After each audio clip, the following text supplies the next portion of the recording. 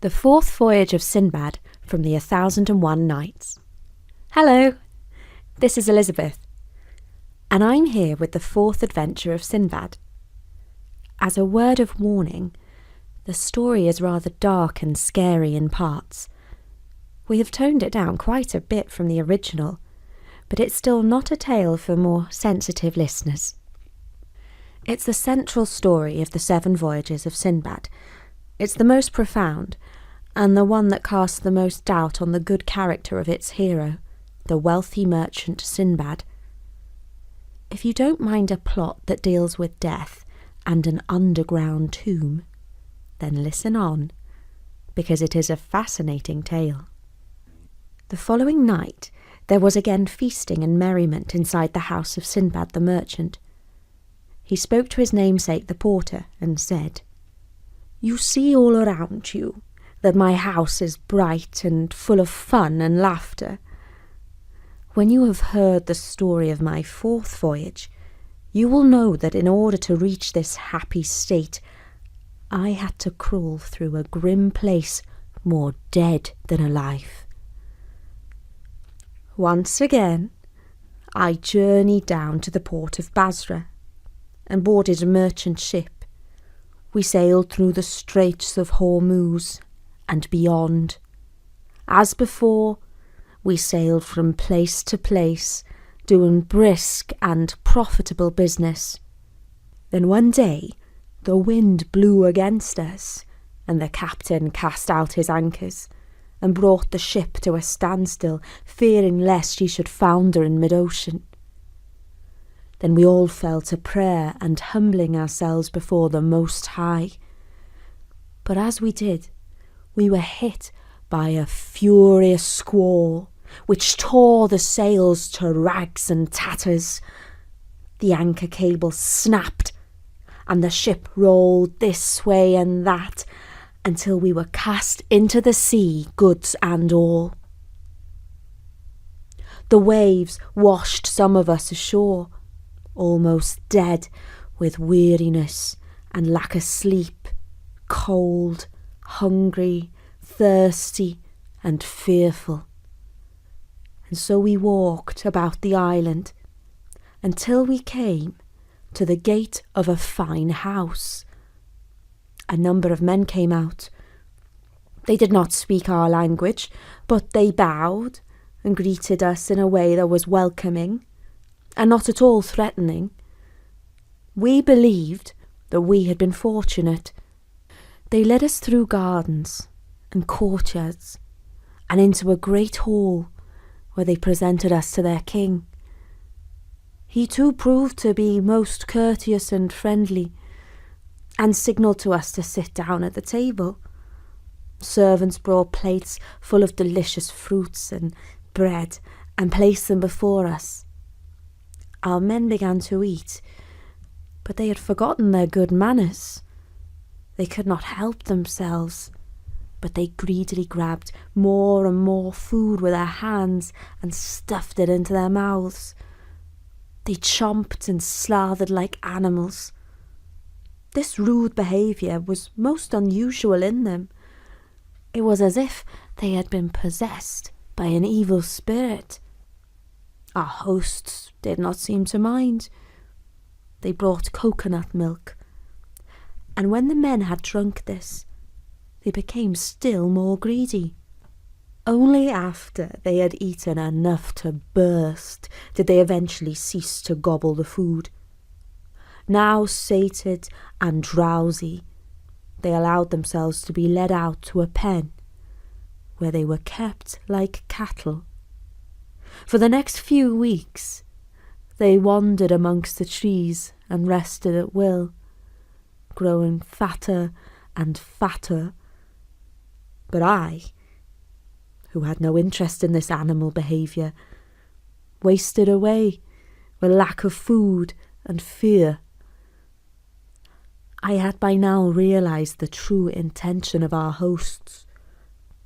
We had fallen into the hands of cannibals. The men were being fattened up to be eaten. But one day When the shepherds drove the men out into the fields to graze, an old shepherd saw that I was standing apart from them.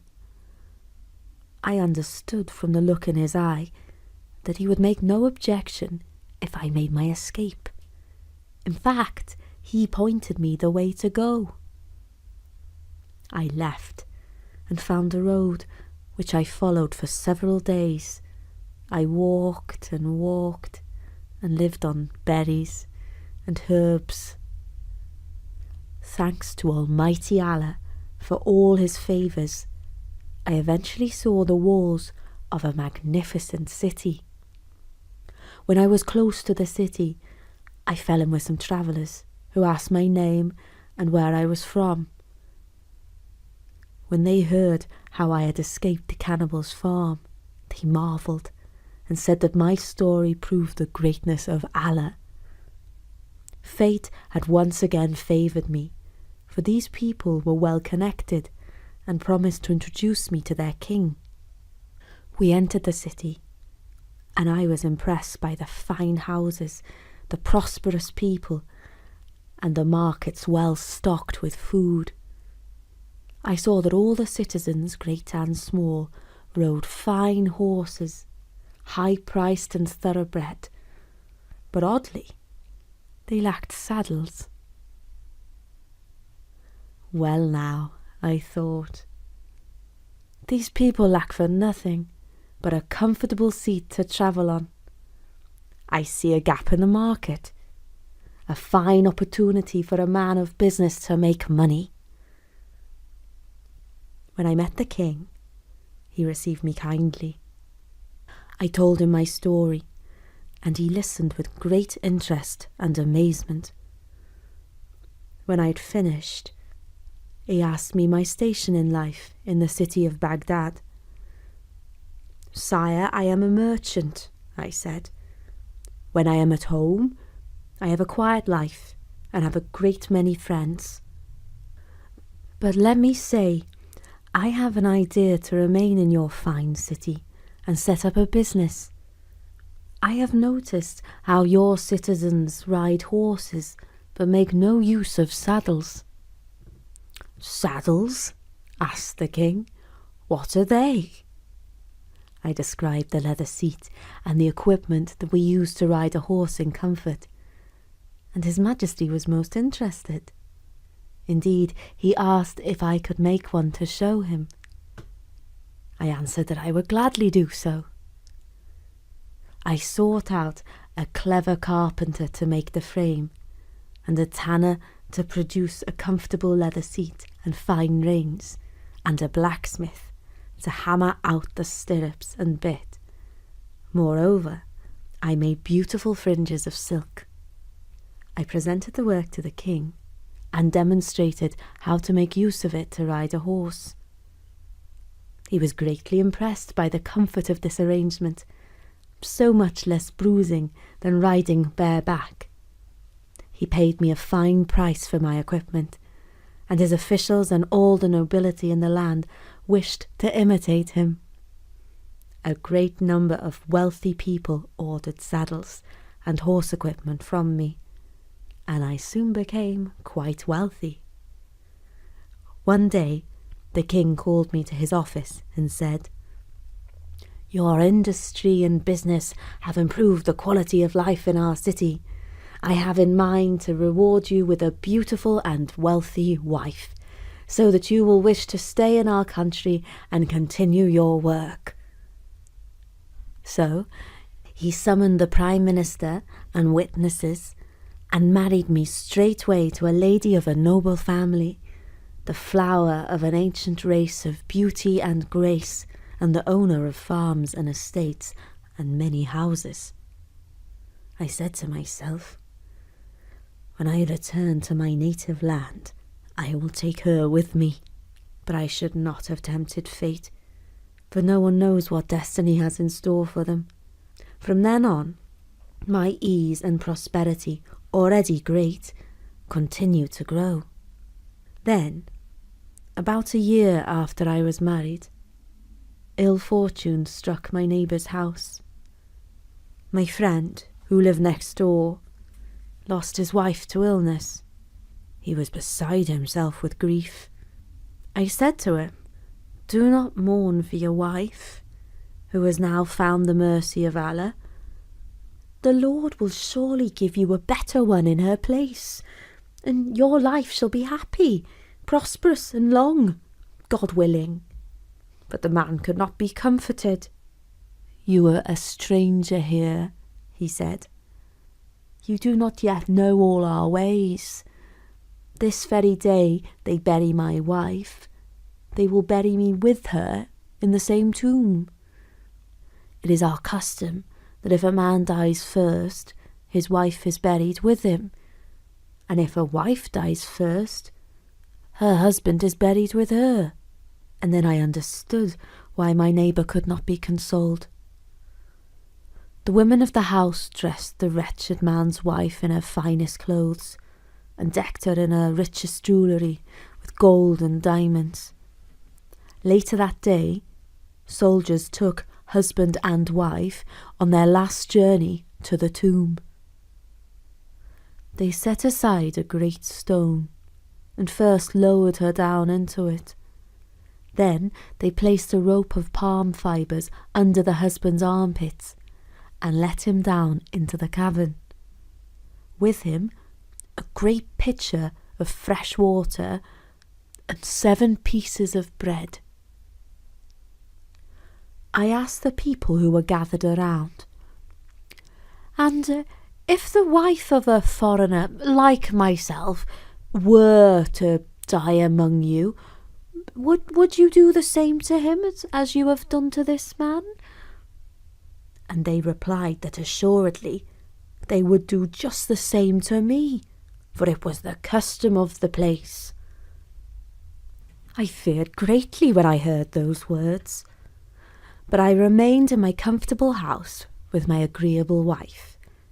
Then, a few months later, she sickened and took to her bed. I prayed to Allah, who is merciful, for her to get better soon.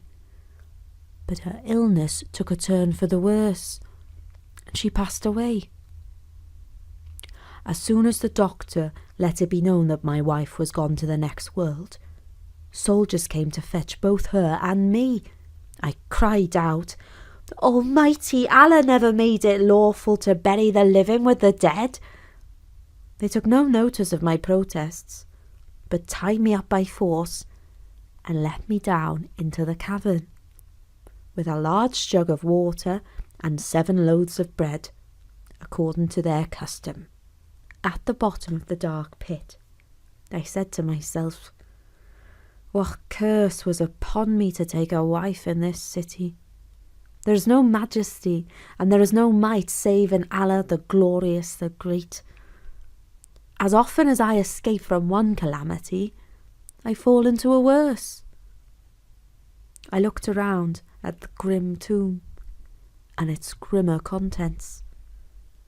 Even in this terrible place, the will to live was strong inside my heart. I resolved to eat and drink as little as possible to prolong my life, and so I lived in the darkness among the bodies, not knowing how many days and nights had passed. Groping in the dark, I found collars and necklaces of pearls and jewels and trinkets of gold and silver set with precious stones and other ornaments and valuables that were worn by the deceased. I gathered this fortune and piled it into my turban. But what use was this fortune to me here, below ground, in the tomb? But it was not my fate to die there, for eventually I heard a rustling and a scurrying. I realised that some animal, perhaps a fox or a dog, had found its way down into this grim place, and if it could get in, it must surely be able to get out. I followed its sound, crawling and wriggling on my belly like a worm. I made my way through a tunnel until eventually I saw a chink of light. This gave me strength to crawl faster. The hole was just big enough for a skinny man such as myself to get through. And then I found myself on the shore of the sea. I gulped in the fresh air and covered my eyes from the blazing sun. I gradually opened them, adjusting to the light. When I could see once again, I spotted a ship at sea. I took a piece of white stroud I had with me, and tying it to a stick, ran along the seashore, making signals therewith and calling to the people in the ship until they noticed me and, hearing my shouts, sent a boat to fetch me. The captain and the crew received me kindly and listened in awe of my return from the land of the dead. I travelled with them to Basra via the islands of Bel, Calla and Hind. When I reached home, I had once again added to my wealth, thanks to the rich ornaments of the dead that I had brought with me. I gave freely to beggars, widows and orphans, and still had plenty left over for a life of ease. Then I gave myself up to pleasure and enjoyment, returning to my old merry mode of life. And that was the fourth voyage of Sinbad the Sailor, in which we learnt a little bit more about our hero's character.